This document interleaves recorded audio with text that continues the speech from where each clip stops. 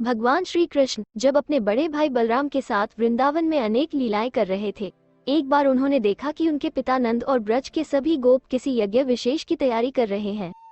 श्री कृष्ण नंद बाबा के पास गए और पूछा, मैं देखता हूँ आप कई दिनों से किसी यज्ञ की तैयारी कर रहे हैं। ये यज्ञ कौन सा है और इसे करने पर क्या लाभ मिलता है? नंद बाबा ने बताया, ये यज्ञ भगवान इंद्र को प्रसन्न करने के लिए है। यदि हम ये यज्ञ नहीं करेंगे तो इंद्र नाराज हो जाएंगे और वो बारिश नहीं करेंगे। उनकी कृपा दृष्टि के लिए ये यज्ञ जरूरी है। नंद बाबा की बात सुनकर भगवान श्री कृष्ण बोले, प्राणी अपने कर्म के अनुसार पैदा होता है और अपने कर्म के अनुसार ही मृत्यु प्राप्त होती है। अपने कर्मों के अनुसार ही उसे सुख, दुख, मंगल, अमंगल और भय को भोगता है। इस प्रकार सभी प्राणी अपने कर्मों को भोगते हैं, तो इंद्र की क्या आवश्यकता? जब इंद्र पूर्व जन्म के अनुसार फल भोग रहे मनुष्यों का भाग्य नहीं बदल सकते तो उन्हें प्रसन्न करने का क्या औचित्य रह जाता है? मनुष्य अपने स्वभाव का अधीन है। जीव अपने कर्मों के अनुसार श्रेष्ठ और अधम शरीरों को ग्रहण करता है।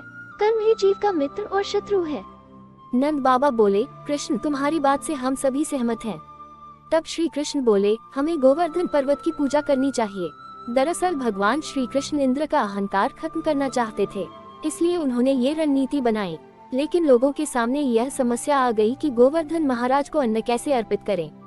तब श्री कृष्ण अपने देव स्वरूप में प्रकट होकर बोले, भक्तों में ही गिरिराज हूँ, मुझे ही भोजन अर्पित करो, मैं उन्हें स्वीकार करूँगा। इस तरह सभी ने गोवर्धन की पूजा आराधना की।